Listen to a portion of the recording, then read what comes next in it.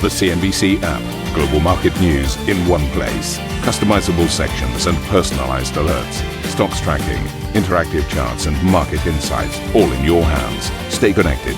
Stay informed. Download the CNBC app today.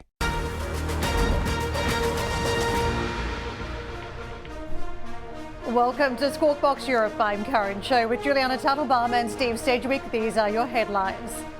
President Trump concludes his state visit to the UK, hailing ties with Prime Minister Sir Keir Starmer as the two countries sign a tech prosperity deal, with the UK government heralding it as the biggest investment package of its kind.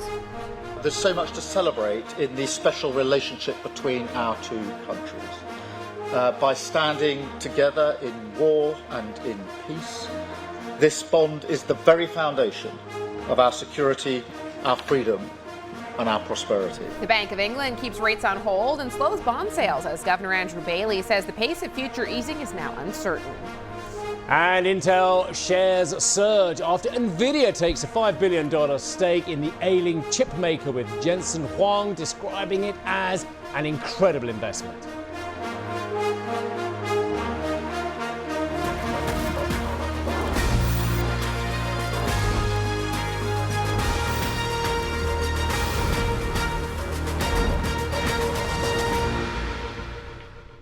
Good morning, everyone, and happy Friday. It's been a huge week here in the UK, so let's just recap some of the big events and we'll get into a conversation on what's transpired and the ramifications. US President Donald Trump and UK Prime Minister Sir Keir Starmer hailed mutual ties as Trump wrapped up his three-day state visit, saying the special relationship between the nations had been renewed. The leaders held talks in the Prime Minister's country residence of Chequers before delivering a wide-ranging joint press conference. The leaders struck a careful tone around any disagreements, with foreign affairs the most prominent area of divergence, particularly surrounding approaches to the conflicts in Ukraine and Gaza. We've renewed the special relationship for a new era. The United Kingdom and the United States stand together today as first partners on defence, first partners in trade, with the groundbreaking deal we struck in May. We are working together to end the humanitarian catastrophe in the Middle East, get the aid in, free the hostages, and ultimately bring Israel and the region back towards a comprehensive plan which can deliver peace and security for Israelis and Palestinians alike. We're also working together to end the killing in Ukraine. In recent days, Putin has shown his true face, mounting the biggest attacks since the invasion began, with yet more bloodshed, yet more innocents killed, and unprecedented violations of NATO airspace. These are not the actions of someone who wants peace. Deals were also firmly on the agenda, with Trump and Starmer signing a tech prosperity agreement aimed at boosting innovation in sectors from AI to nuclear energy.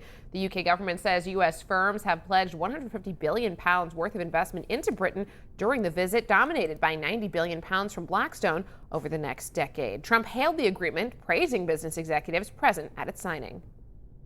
We're taking the next logical step with a historic agreement on science and technology partnerships, and this will create new government, academic, and private sector cooperation in areas such as AI, which is taking over the world. I'm looking at you guys. You're taking over the world, Jensen. I don't know what you're doing here. I hope you're right. All I can say is we both hope you're right. This new accord is already helping spur a massive wave of private sector deals worth over $350 billion alone, headlined by a $136 billion from Blackstone. That's very nice. Steve, thank you. That's why you have that location, I think. It's considered the best seat of the year. Yours is pretty good, too. It's been good morning, ladies. There has been way too much debate about whether the UK government, let me put it bluntly, is sucking up to the US and should be or shouldn't be. Well, that's just a puerile, non-real world argument. Of course the UK should be fostering as strong links as possible with everyone who is a liberal Western democracy as well, including the United States. Respect the office, respect the country. If you don't like the man, that's up to a lot of you out there, but you've got to respect the relationship as well. It's a non-argument, and I challenge anyone on that front as well. But here's the point. Keir Starmer is probably begging Donald Trump to come back. Please, just like Heathrow, trying to pull the plane back in again because it's a distraction. It's a distraction, and actually it's something that's going quite well. The relationship with the US, whatever you want to say out there, is going quite well for the Brits at the moment. Special relationship or not, you know I have my issues with that term as well. It's going quite well.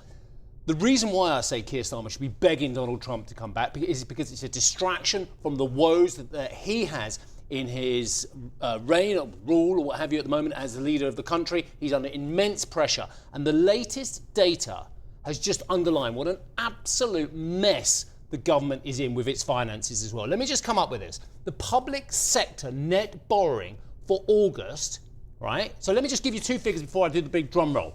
The big figure in July was £2.82 billion. Net borrowing for the government in July was £2.82 billion. It was expected to go up. Okay, we knew it was going to go up in August as well. It was expected to go up to £12.8 billion. Okay, so last month, 2.8, expected to go to 12.8. It's just hit the wires at £18 billion sterling. This government's fiscal position is, I was going to say in tatters, it's not far off. It's a mess.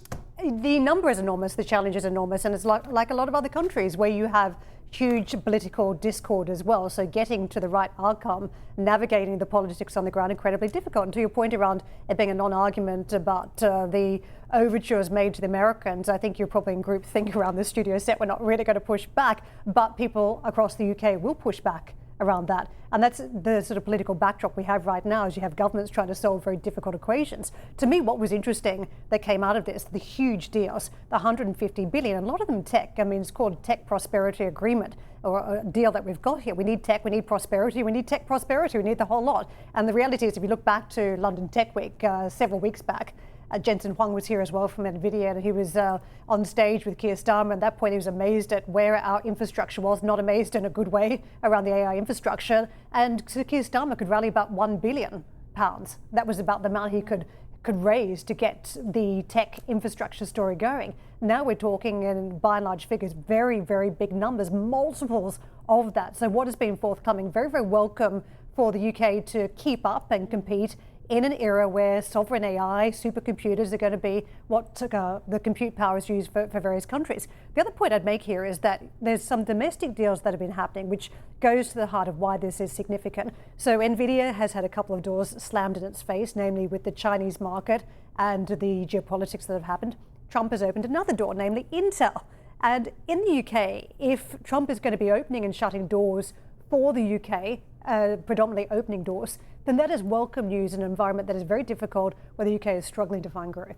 Absolutely, and I think the optimistic take here is that all of this tech investment will lead to job creation in the UK. To what extent it will lead to job creation is an open question. You know, watching the press conference yesterday, we were all talking about what the flashpoints could be because all of the deal-making news was so positive, and actually there wasn't really much controversial in the press conference. It was all an incredibly cordial, united event. I think the most interesting commentary that came out of the Trump-Starmer press conference was actually around Russia and President Trump saying that Putin has let him down. He was talking about the price of oil and what he's prepared to do to pressure Putin moving forward. And he said that if the price of oil comes down, Putin will have no choice but to drop out of the war and that he's willing to do other things. But when the people that he's fighting for are continuing to buy Russian oil, that's a problem.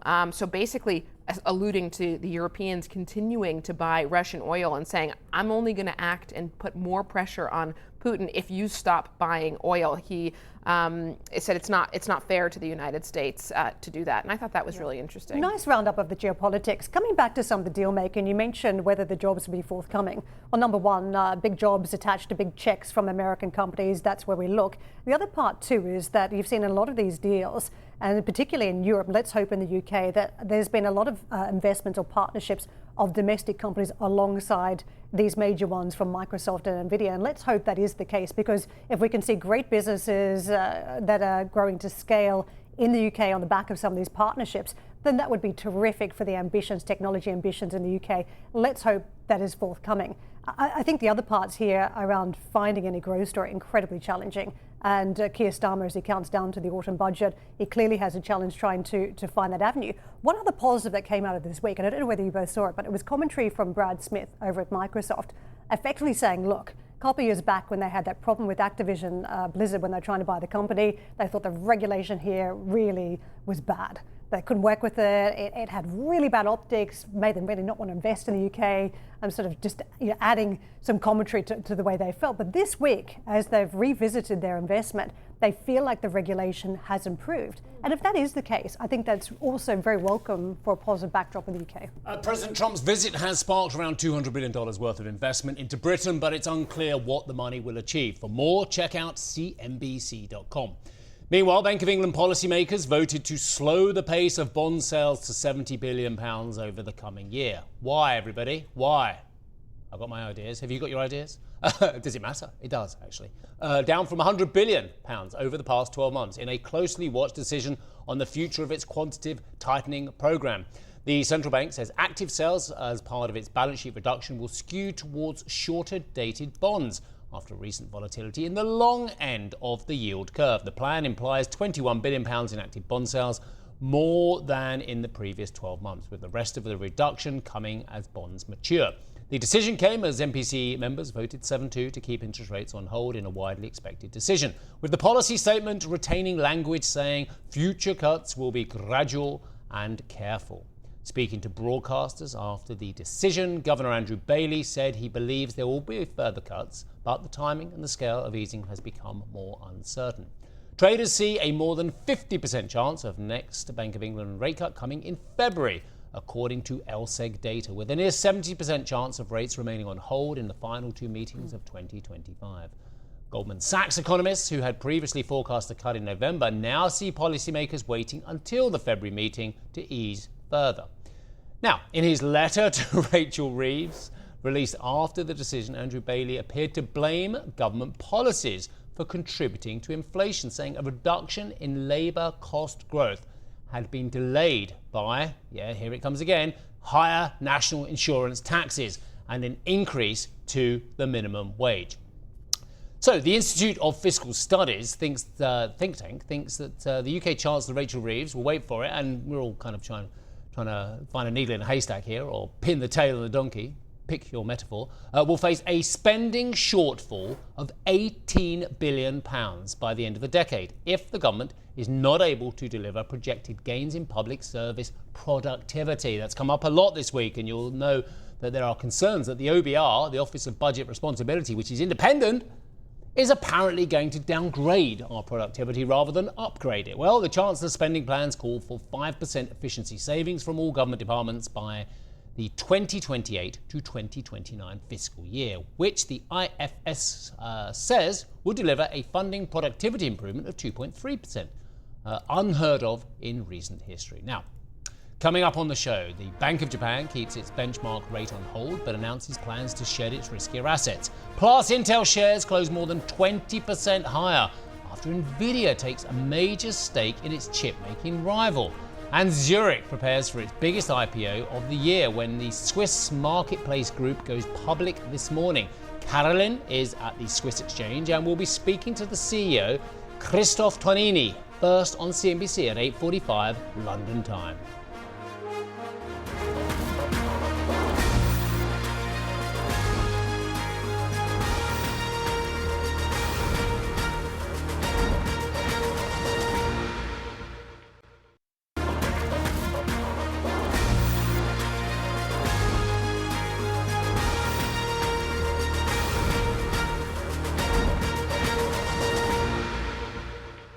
Welcome back to the program. Nvidia will invest $5 billion in Intel as part of an agreement that will see the co-development of chips for PCs and data centers. Now, this news came through around noontime yesterday, and Intel shares surged following the announcement, posting their biggest one-day jump in more than 3 decades. You can see on your screens there, the stock closed at more than 22% higher. Huge news. Arjun joins us now with more. Arjun, take it away on the significance of this news.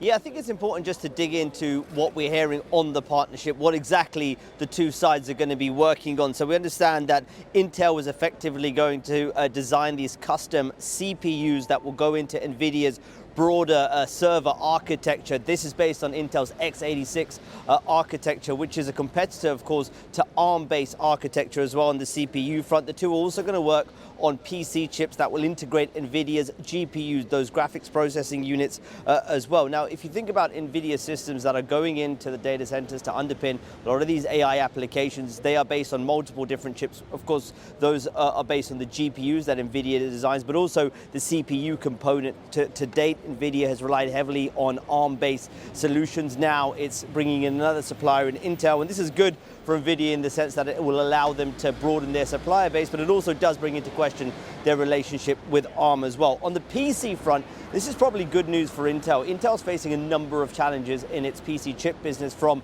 challenges like AMD and like Qualcomm, which is a recent entrant into the space. So linking up with Nvidia could give it a little bit more technological firepower as well. The third part of the equation, which is a little bit more unknown, is the foundry business of Intel. This is the chip manufacturing business. The two haven't really been explicit on how they might work together, but haven't ruled out future partnerships here. And this could be quite key to President Trump's push to onshore a lot of chip manufacturing back to the United States. But Intel has lagged so far behind its Asian peers, in particular TSMC, when it comes to manufacturing. And the big question is, it's not really a money question. They've had lots of investment. It's more about the technological competence at this point of Intel, and whether it's got the technology in place to be able to catch up with the advanced manufacturing we're seeing out of TSMC. And I think that still remains a question mark in terms of foundry. And I think more broadly, will this Nvidia investment give Intel that technological push it needs to continue to compete in areas like the data center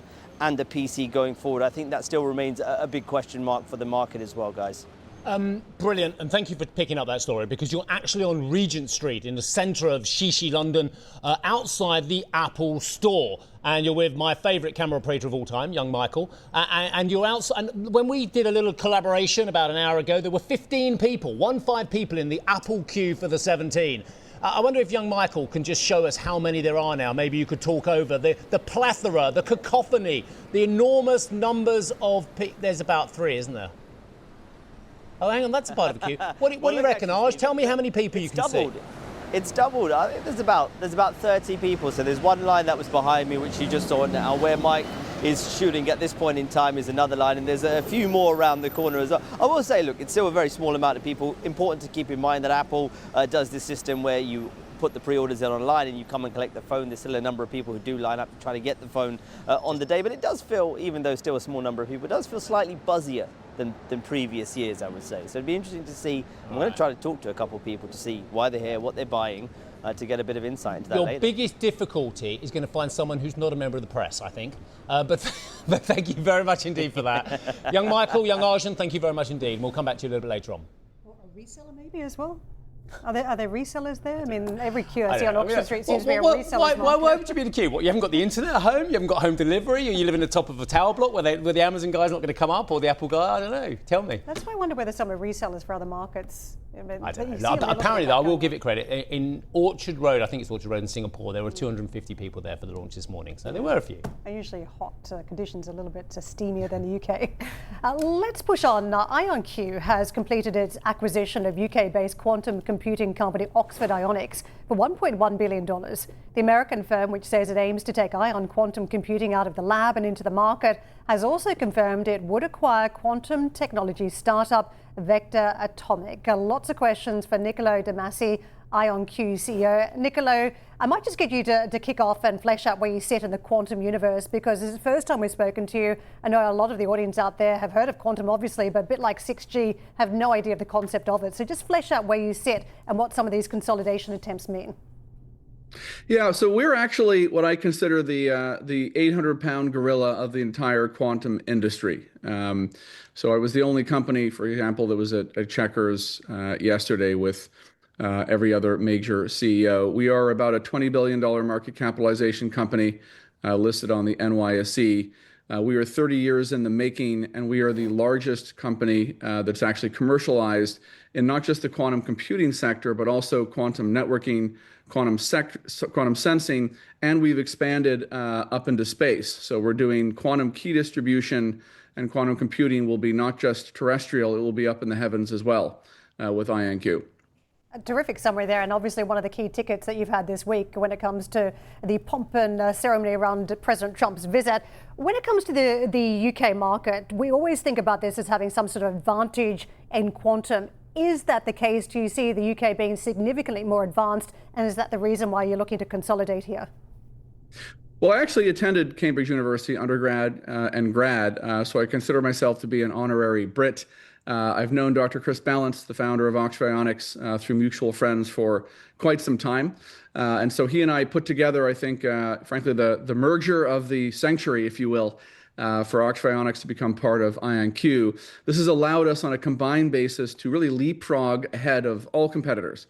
We think we have about a 5-year advantage in time, and we think we are able to make the world's most advanced machines, not just today, but all the way through into 2030 and beyond at a fraction of the cost of our competitors. So we really think it is a towering lead, and it's been a fantastic example of what President Trump and Prime Minister Starmer have wanted to see in terms of the transatlantic partnership and the special relationship where 1 + 1 doesn't equal 2, it equals, I always like to say 1 + 1 = 30 in this case. We're really leading the industry on a global basis because we've combined forces.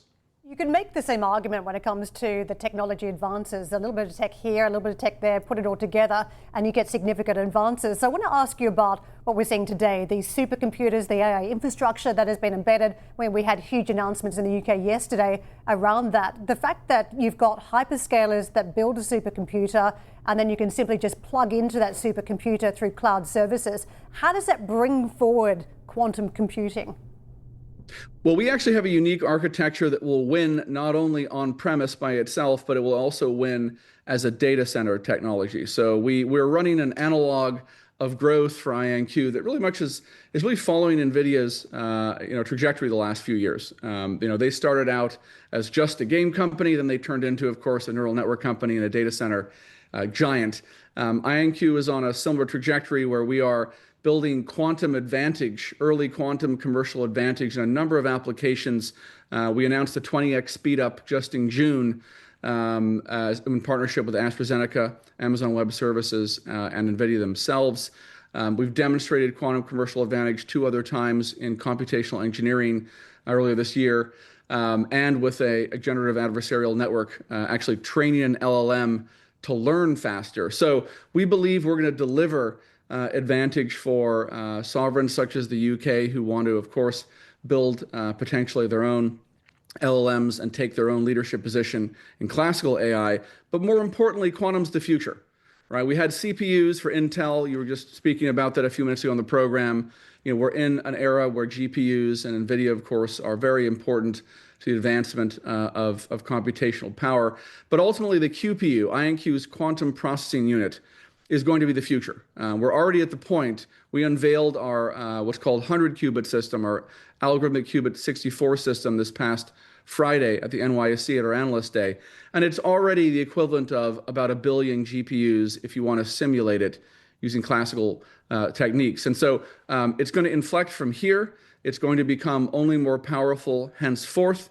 Our machine that we announced last Friday is something like 36 quadrillion times more powerful, we believe, than any of our competitors' machines, and it's going up from here. So there's going to be an astonishing exponential, or even double exponential, as I put it, every generation that we improve our machines, and this is going to creep into positively impacting every aspect of applied science in the US and the UK.